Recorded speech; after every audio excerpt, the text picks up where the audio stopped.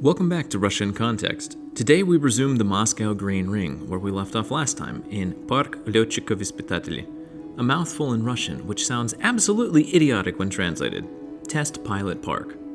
On this territory was, from the 1940s to 1960s, a flight school and a place where they trained airplane engine mechanics, so when they turned this area into a park, they named it after that history. The park didn't exist all that long ago, with construction of the territory wrapping up only in 2021.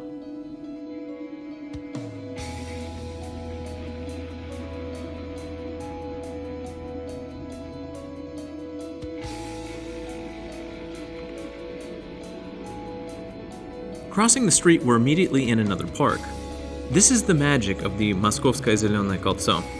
Even though you travel far and are technically crossing through a multitude of parks and green zones, they practically always overlap, giving you the sense of flowing continuity.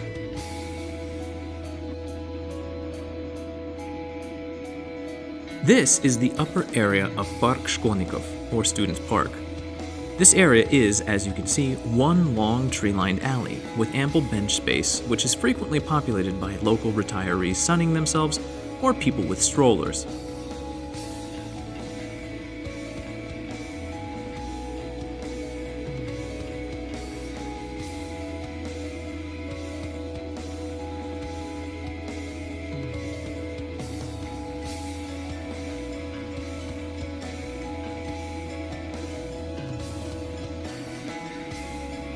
This gazebo marks the transition to the lower half of the park.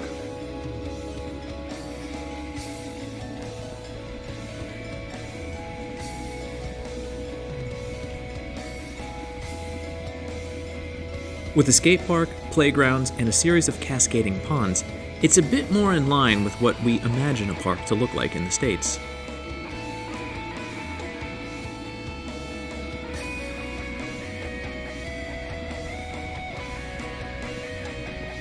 This here is one of my favorite parts of the entire Green Ring. You go from a bright urban park into a dark tunnel, which leaves you half blind, only able to see the light at the end, and when you rocket out the other side, you're in a small wooded area, as though you've been transported someplace far away. Since last year, this entire area has had all the underbrush trimmed and cleared away, leaving it the cleanest looking and most open I've ever seen it.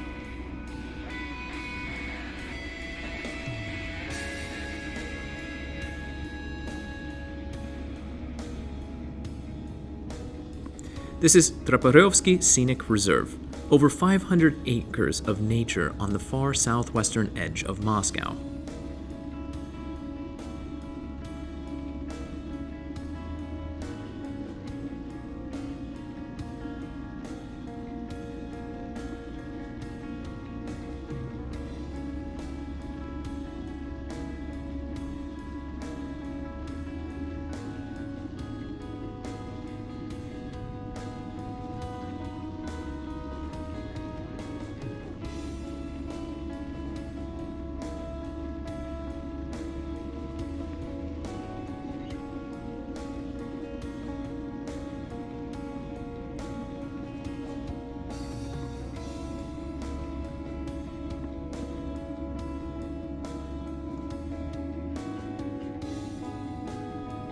These covered picnic areas are popular during the summer, especially on the weekends, as people can set up small grills and cook meat in peace, something which is generally impossible in the city.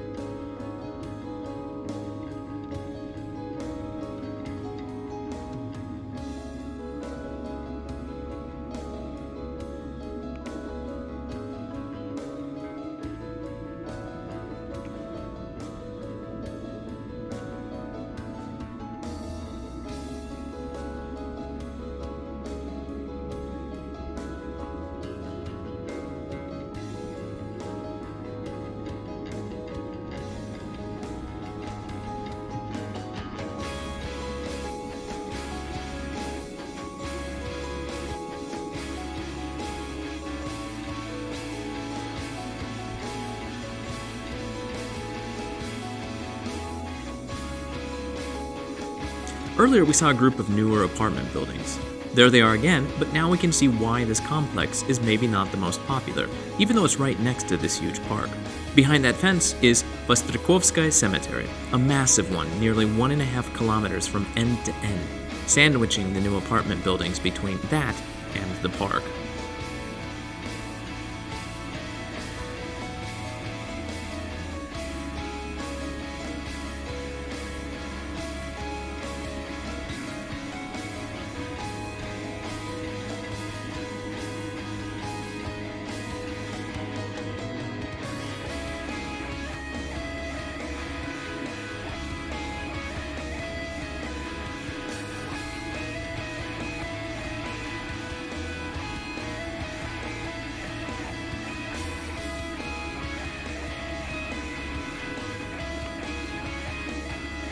Further back in the park here, in the wooded area, is an emergency services station, MCS, though I can't for the life of me understand why they're there.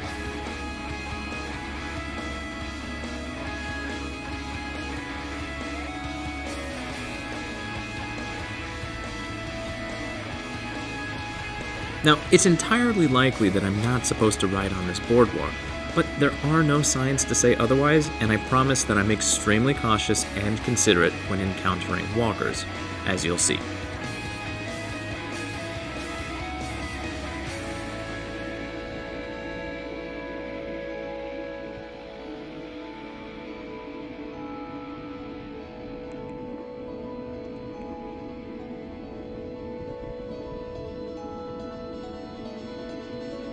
Gotta give pedestrians the right of way.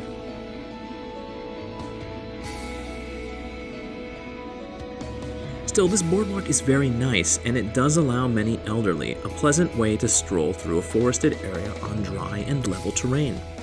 More parks in Moscow are adding features like this, part of a push in the last decade to greatly expand the opportunities for citizens with limited mobility to enjoy the parks they live near.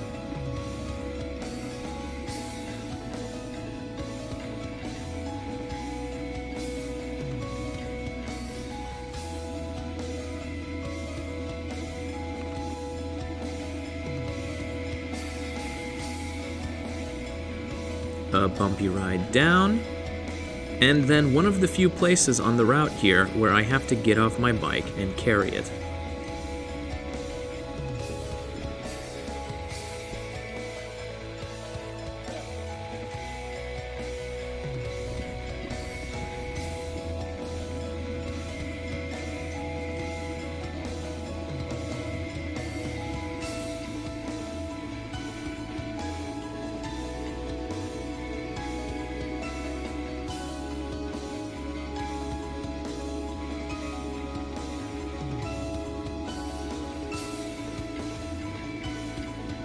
Riding this boardwalk is long and winding and likely adds a few kilometers to the Green Ring, which could be cut in favor of a shorter, more direct route through Troparyovo Park, but I love this section because the atmosphere is relaxed, the air is oh so fresh, and the ride is wonderfully smooth.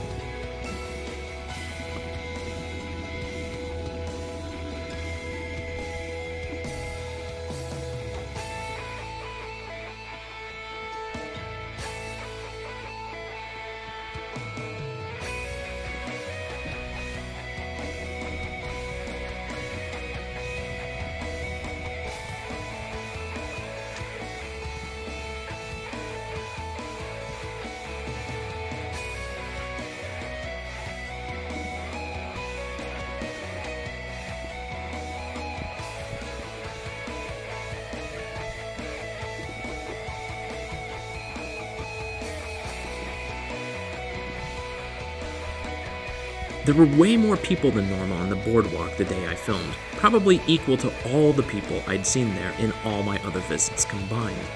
Now, this probably shouldn't have been a surprise though, as it was such a lovely spring day, one of the first of the year.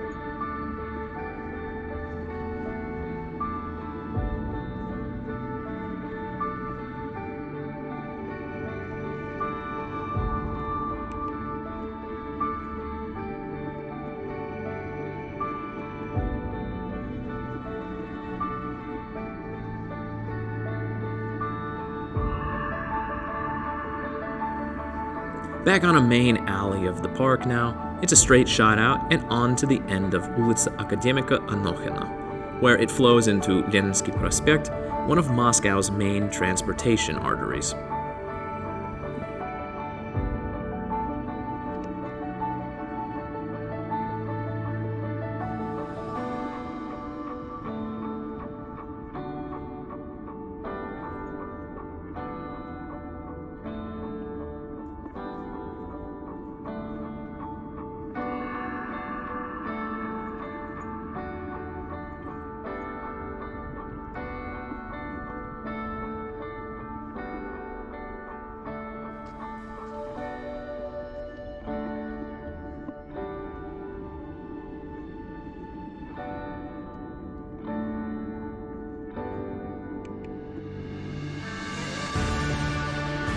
We'll end this second part of the Moscow Green Ring bike tour here. I hope it's been a chance for you watching to experience the residential and park areas of this massive city to see how regular Muscovites live and rest.